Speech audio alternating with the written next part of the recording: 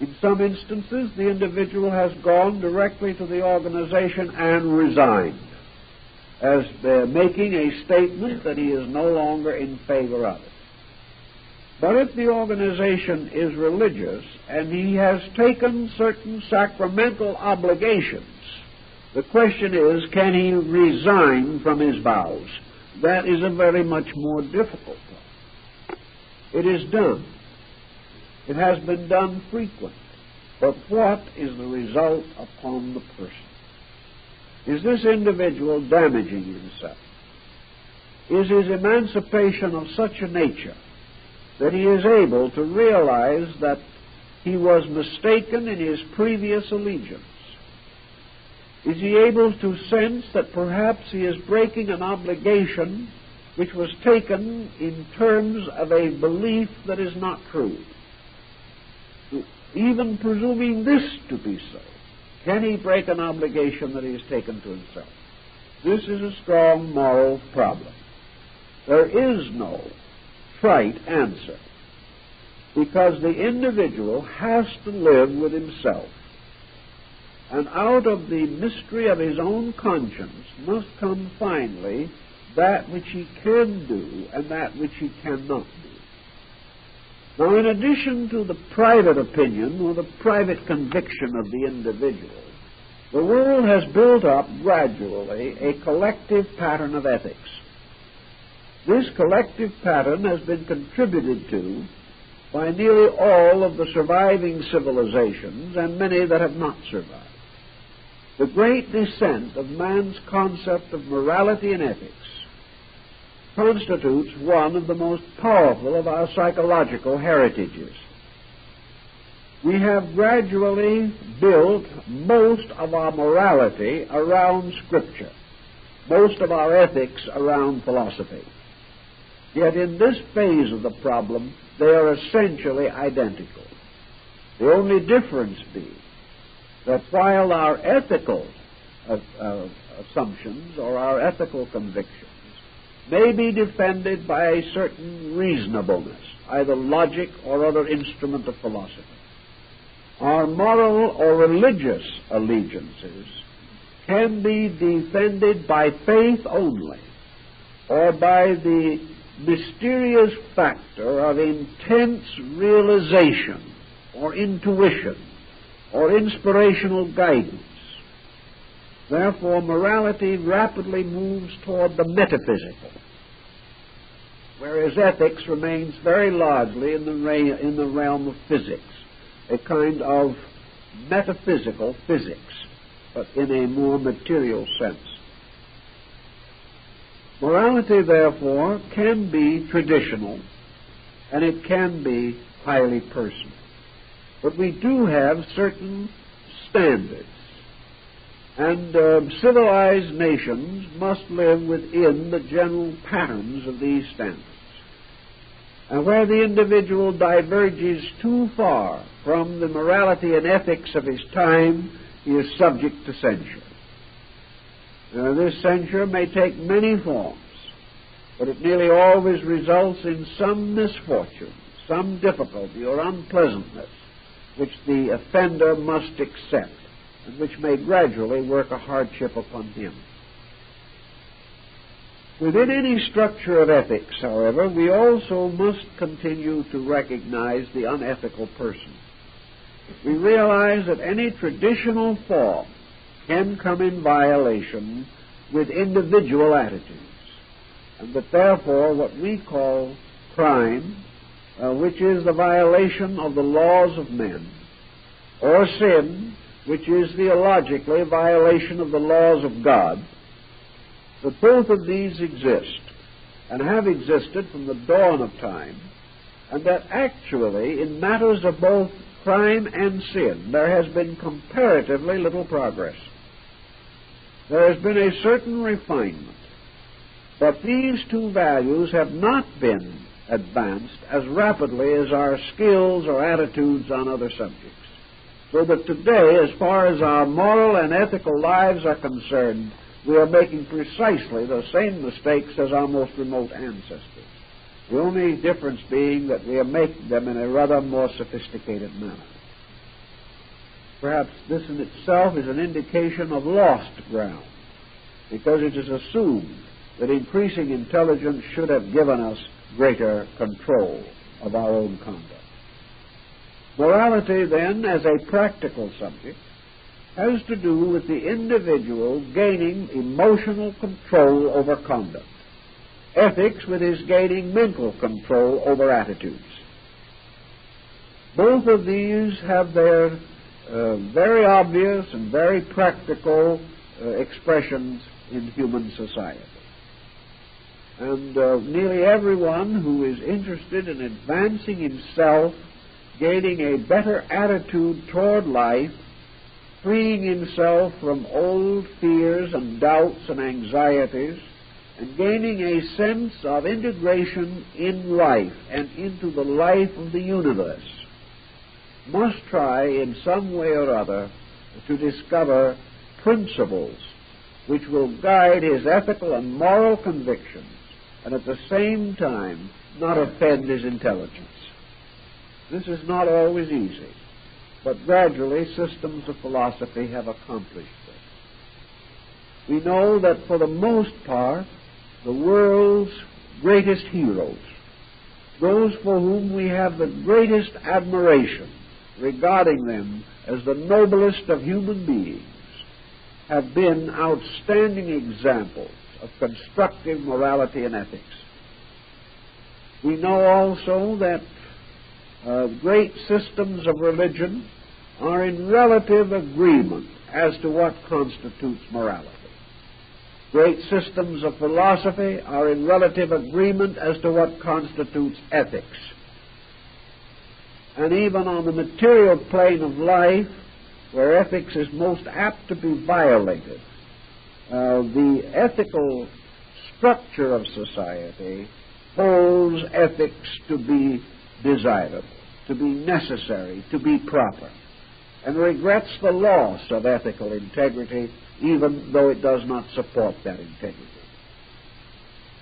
So each person does have a reference frame, and this reference frame must be in terms of time and place.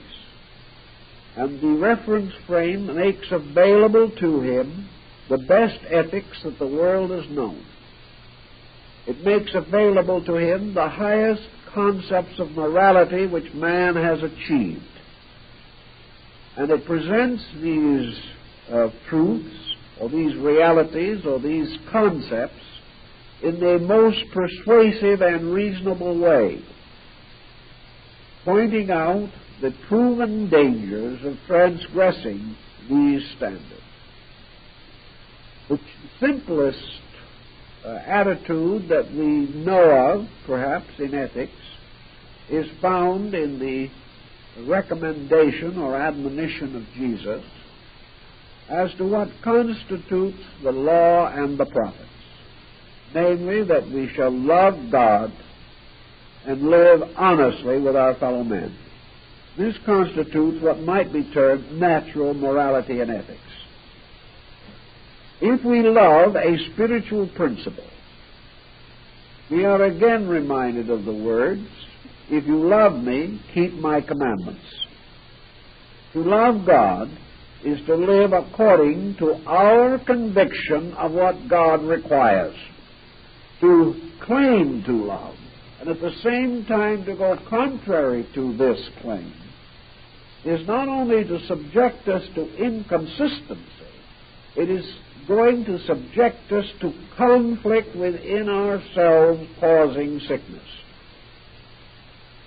I believe we will demonstrate in the ages that lie ahead, somewhere along the line, that a very large part of sickness, for which we now give innumerable possible causes, actually arise.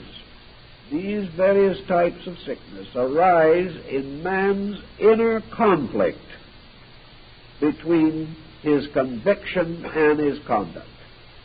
If this could be completely cleared out within himself, it is quite likely that he would live longer and live more happily, have more energy and better health, inasmuch as all of his resources are involved in the subtle condemnation of himself, which he practices whether he admits it or not. And under pressure, nearly always, the lack of ethics, the lack of morality, will bring further hazards, which cause again further concern, until the individual collapses in the responsibilities of his own mistakes. So we think of ethics and morality not only as virtues of the spirit and of the mind, but necessary guides of conduct and action if we wish to have the maximum value out of the physical life that we live. So we can say now that morality for the individual is based upon a series of attitudes or a series of concepts which are developed rather broadly and deeply in Neoplatonism. Certain values have a common nature in the universe. The various manifestations of universal law give different expressions to an identical group of values, these values interpreting themselves in many, many ways. For example, one of the ways in which things which are reasonable manifest themselves may be termed orderly.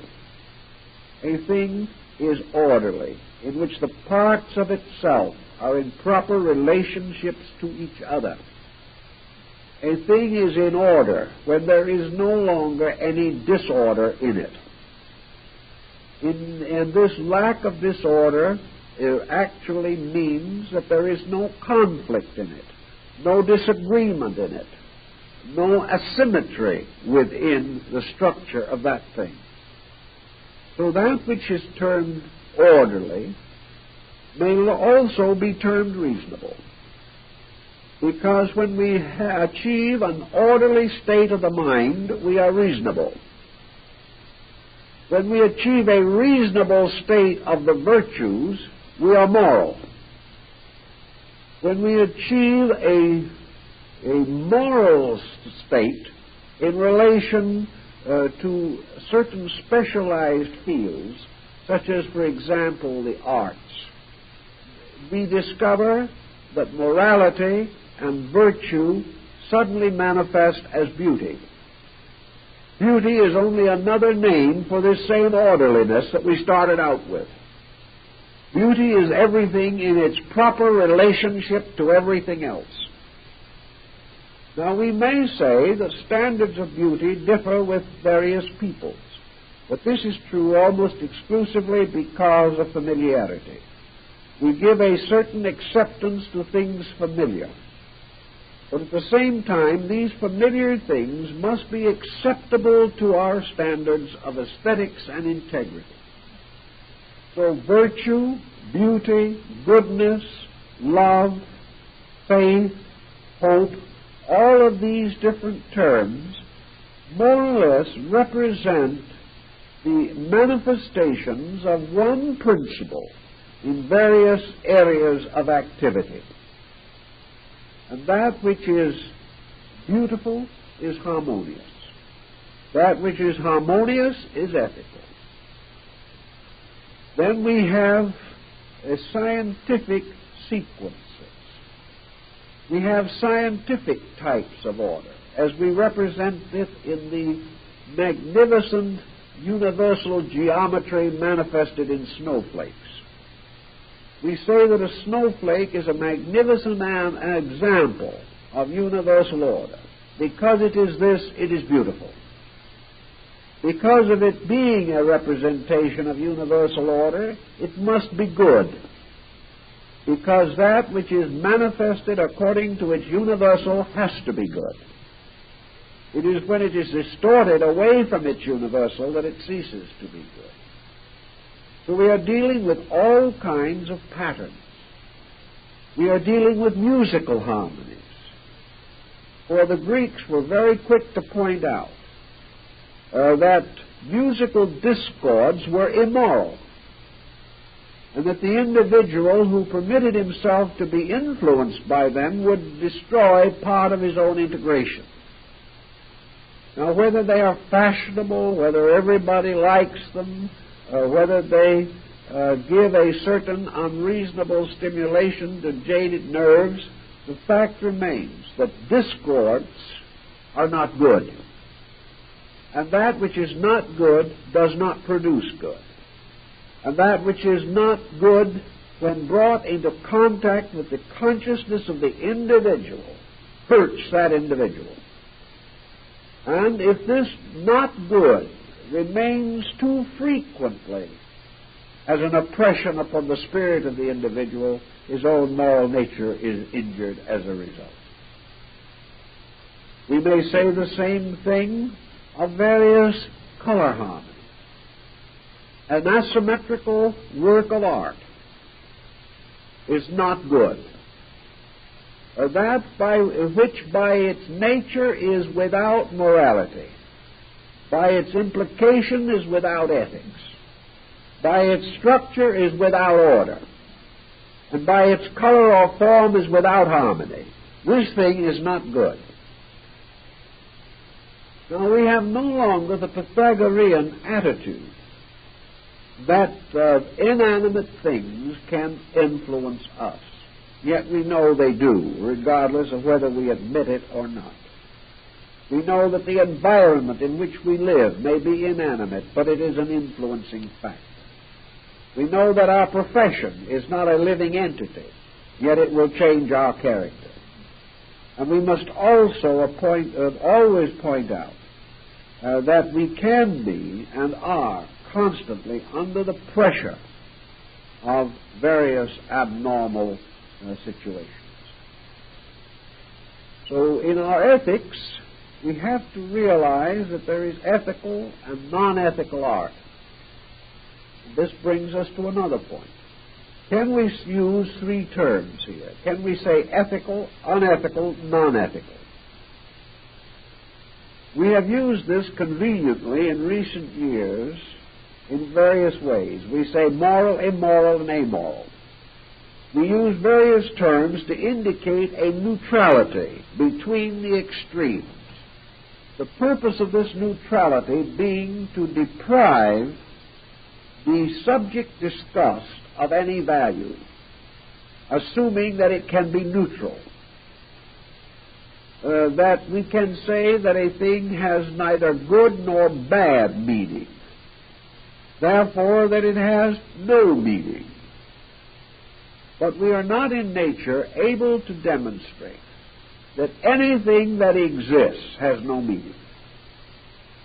We have no way of demonstrating that any situation, condition, or quality that arises can be neutral, even though we may try to make it so.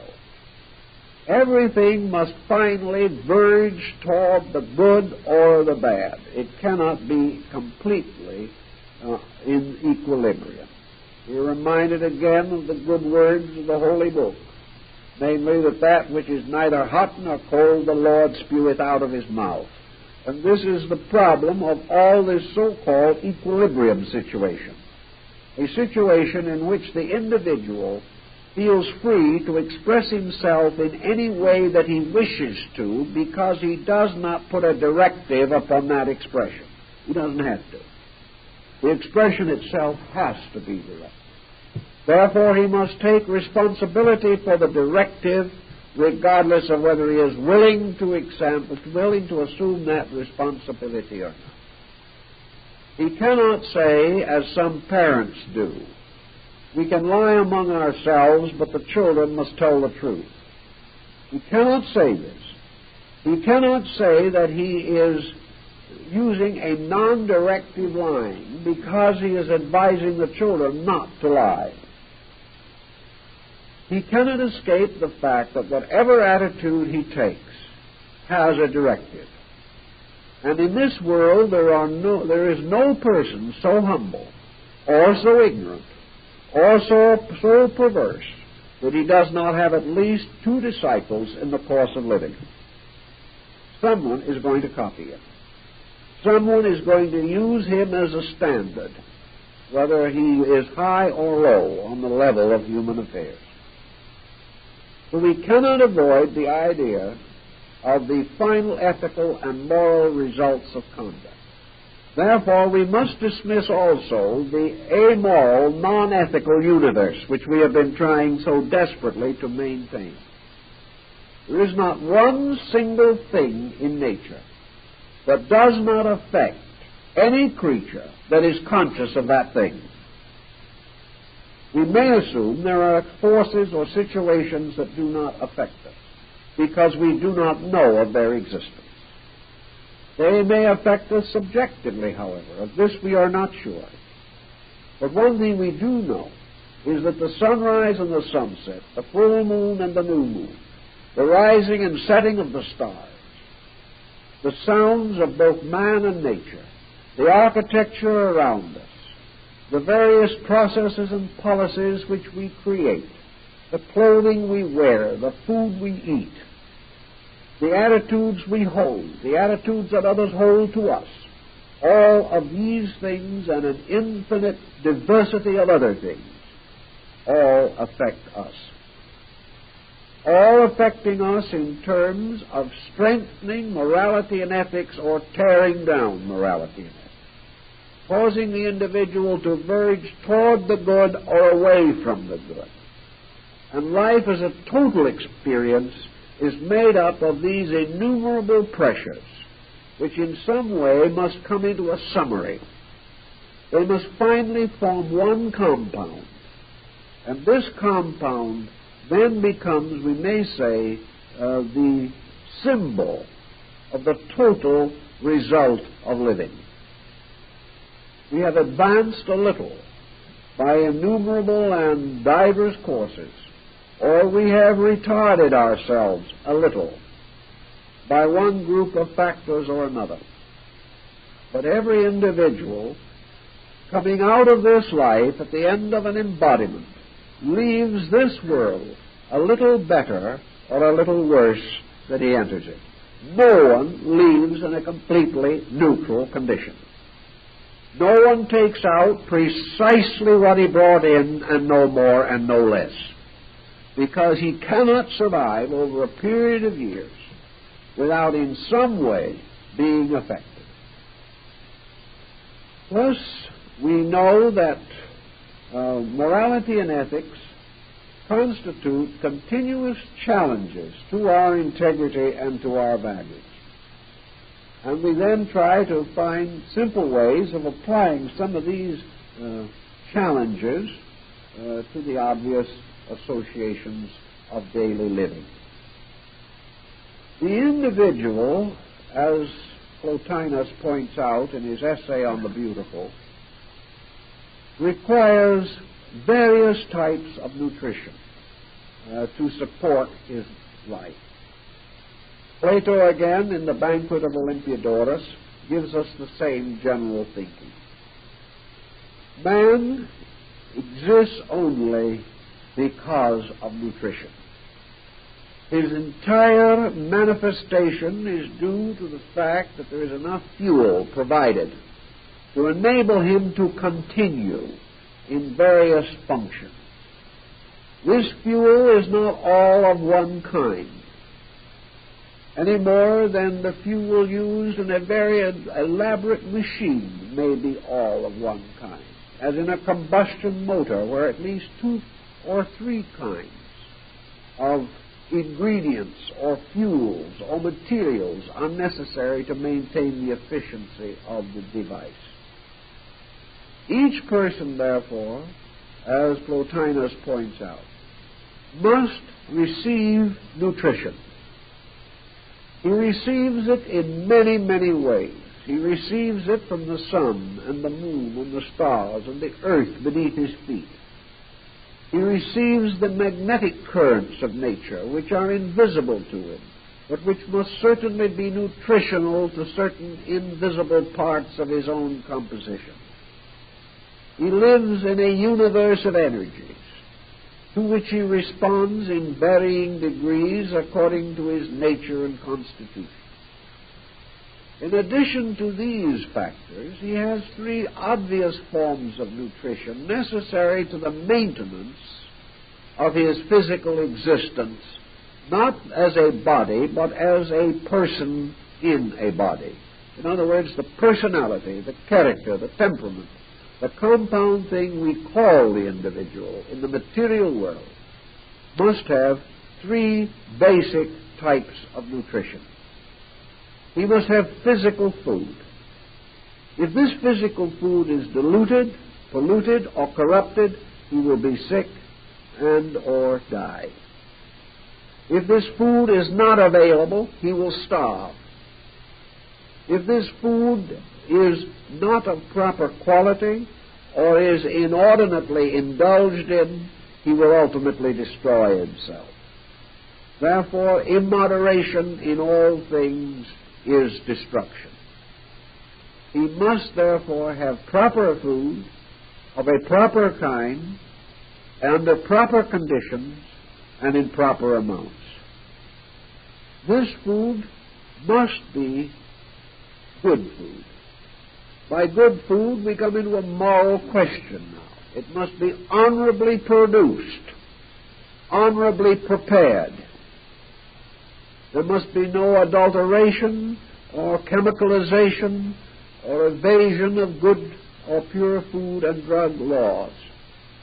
Anything that contaminates the food contaminates the body and injures it. And we are rather careful in this because we do not, any of us, particularly want to die of ptomaine poisoning. We do the best we can and grumble at the fact there is so little we can do in comparison to what we believe would be an ideal diet. The second thing that we have to have, as Plotinus tells us, is nutrition for other parts of the life. What food is to the body, beauty is to the psychic integration. The individual must receive a continuous nutrition of harmony, beauty, order, morality, and symmetry. He must be exposed continuously to the affirming within himself, or the restoring within himself, of the supply of idealism for which the soul is in continuous need. If the soul receives contaminated food, it sickens. If the food is too bad, the soul, as far as its function for man is concerned, may be said to die, although it does not actually perish. But it is sickened unto death. And any food which destroys the harmony of the soul destroys man's ability to be a well-organized, well-ordered, happily adjusted human being. So every day, just as man takes in food, so must he likewise take in beauty. Now, the Chinese have a very interesting policy about this, which, while it is not necessary to our thinking entirely, shows that even 3,000 and 4,000 years ago, the Chinese, like the Greeks, were aware of this. And they tried to work it out in a very simple matter of food symbolism itself. The Chinese say that a meal placed in front of you must be nutritious. That is, it must be composed of food that is well prepared, nourishing, properly grown, and properly ripened, and properly diversified to provide a balanced ration. Now, this is all utility, and the result could be a kind of an emaciated-looking hash of some nature. Might have everything in it, but it would not be especially palatable. But the Chinese says that no matter how nutritious the food is, if it is not beautiful to the eyes, it is fake. The individual must find beauty in the food. He must look at the plate and he must say, this is a lovely meal. This is a magnificent bed of still life. This is something that I enjoy looking at. And because I enjoy looking at it, I'm going to digest it better. The third thing he says, I am now going to take a bite of this food. My sense of taste must be pleased. The food I eat must be an adventure of some nature that is delightful. The food must have quality. It must have texture. Some of it must be crisp. Some of it must be soft. Some of it must be smooth. Some might require a certain amount of condiment. Others, we want only the natural flavor without anything added. Flavor must be protected. To the Chinese, the most dismal thing in the whole world is overcooked food, cooked into a stew in which there is nothing left. The next thing that the Chinese like in connection with it is that it must smell good.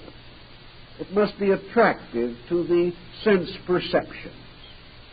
And they even go so far as to have all kinds of food products that sound good.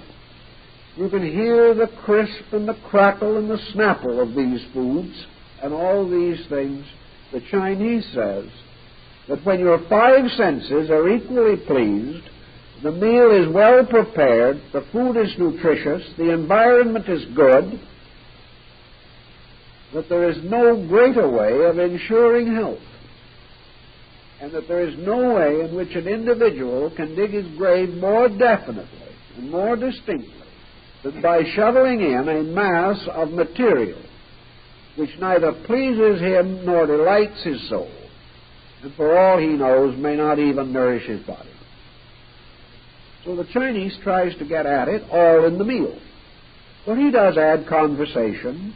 He does add a pleasant atmosphere.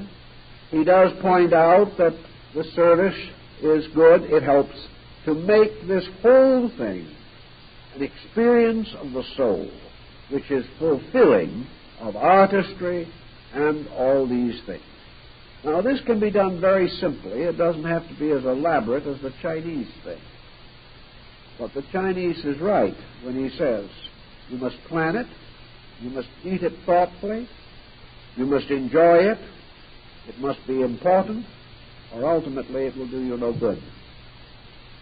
In the Greek theory, after you got to the point of beauty, where every day the soul must be fed with art, with good music, with literature, with kindly associations with nature, a few moments in the garden, a view out over the ocean, to look at a beautiful picture, to read a beautiful poem, to meditate upon some kindly and learned work, or to find some great grace and beauty in the words of the saint and the sage and the Savior. These are the experiences of every day. If we do not have them, something dries up in us. Something becomes deformed, distorted, until we are no longer beautiful people. And then, as the Greeks pointed out, the mind must also be fed. To feed the mind with prejudice is like feeding the body with tainted food. It is going to sicken the mind. To feed the mind gossip is like feeding it food which has no nutritional value. Nothing is going to come out of it, only waste and residue that is of no value. To feed the mind a superficial thing is to try to live in the kind of a world in which we would feed the body nothing but French pastry and hope it would survive. There has to be solid mental food of thought, food of reflection, food that comes from the rational consideration of the values and problems of life, the food of philosophy, the food of science, the food of education. These things have to be provided. And if the personality with its three major parts is not so sustained by a balanced nutrition, it becomes sick. And Socrates points out that the first sickness that the soul exhibits is the deterioration of its morality and ethics. Just as surely as the body begins to function badly if its nutrition is in some way destroyed or perverted, so man, deprived of the total diet necessary to his integrity, is injured first in the most subtle parts of himself. The body may go on because he may be stuffing it with enough calories to hold it up, or he may be taking enough supplementary vitamins to get by on. But you can't do this. You can feed the emotion sophistications, which might seem like vitamins. You can feed the mind systems of brittle thinking, which might seem to be stimulants. But at the same time, the mind, unless it is given the food upon which mind grows naturally, and the emotions, unless they are given the nutrition which helps emotions to mature, deepen, and enrich, unless these values are provided, the individual begins to deteriorate from the top down. He deteriorates first in the compromising of his ethics. He deteriorates in his indifference to learning. This gradually results in antisocial attitudes of all kinds, the loss of respect for himself and for others, and the gradual development of an excessive criticism that is not controllable. If his aesthetics or his moral life is not enriched, it is impoverished. And the individual who has a rich, deep understanding of harmony will not do things which are discordant, asymmetrical, or emotionally wrong. But where he has no education, no culture, no insight into value, he has no basis for the recognition of true value in beauty, in friendship, in love, or in any other subtle emotional relationship which must depend upon the intuitive power of the emotions to recognize the beautiful and the good. If he has this inner nutrition, he will not become a delinquent. But if this nutrition is lacking within himself, he will. Confucius gives us this formula so wonderfully. He points out that everyone says to young people or to older people, be good, do what is right, this you must do, this you must not do. And the scriptures of the world are burdened with thou shalt nots from the beginning to the end. But this is not the answer. It is like telling the child not to eat what it wants. The answer does not lie in this building of high banks and barriers against conduct. The decision, the real solution lies in building within the individual a total concept of integrity. So Confucius said, if you want a man to be honest in his dealings, teach him music. It will change him inside himself. If you want him to be a good husband, teach him poetry. If you want him to be a kindly father, teach him philosophy.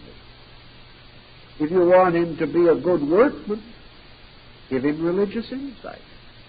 Don't go after the detail that you want him to do, but make him a totally bigger person inside.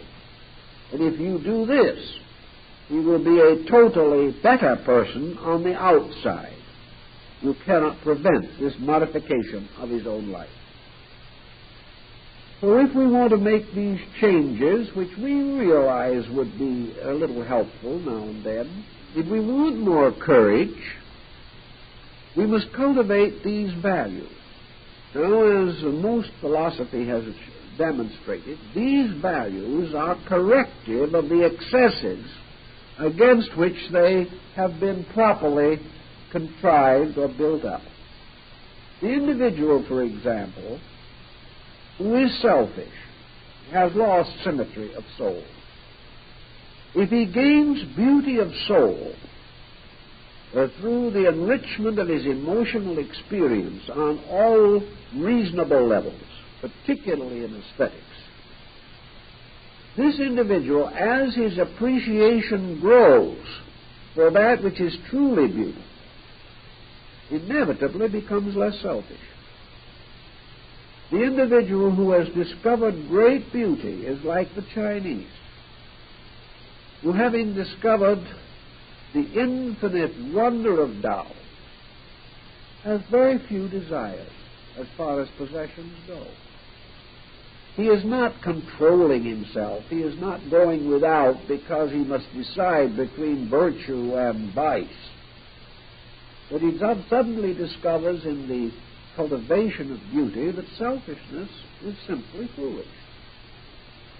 That the only things he can ever really own are the things which are in his own consciousness and which can never be taken from him.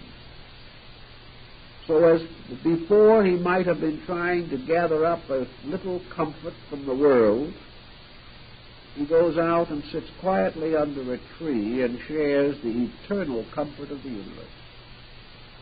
All changes within the individual therefore lessen negative intensities. And as he grows in morality and ethics by the quiet encouragement of these things, he becomes a totally better person. And that is one of the reasons why, for so many years, we have been doing everything possible to interest people in music, in art, in fine things outside of religion and philosophy on which their minds have become so set. They are trying so hard to be good and to be wise that they do not realize that this beauty that they need and this wisdom that they desire will grow within themselves by the almost effortless effort that is Taoism itself. The simple, increasing love of beauty, the recognition of nobility, the quiet enjoyment of gentle learning. These things are the medicines and the foods by which the inner life of man matures and perfects itself. The man who loves beauty does not need to fear death. He may not be able to take his pictures and his paintings and his etchings with him, but he will take with him the power to enjoy universal beauty. The man who loves music may not be able to take the old violin with him, but he will be able to be quiet wherever he is in space and hear the music of the fields. So all these great values enrich the inner life, and in so doing confer upon man the benefits of an immortal existence which will be eternally beautiful. In this thinking and in this way, we can get around behind and under the more formal structure of logic and ethics and come to the realization of this important reality of the natural ethic, of the natural logic, through the simple acceptance of which we grow as we were intended to grow. Not by great pain. The lily of the field does not grow in pain. It grows in fulfillment. It grows because growth is its natural quality. Man has this same natural quality. And it is true, as the king of Israel said, looking upon the lily, that Solomon in all his glory is not arrayed like one of these. Actually, the growth of things protects these things. They do not suffer till they pause in their own growth. They do not come into pain until they resist beauty, resist truth, and resist wisdom. And when we understand that, we will have a solid ground for a great constructive approach to ethical and logical philosophy. Well, our time is up, so we'll see you next week.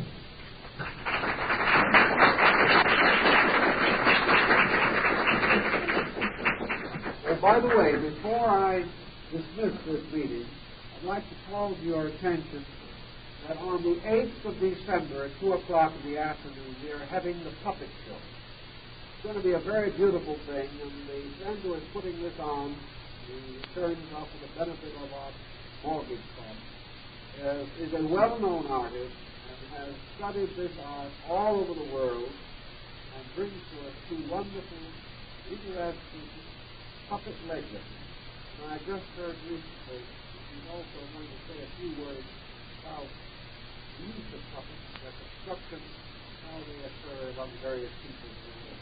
You'll find the program announcing this event in the lobby, and we hope you'll all be here.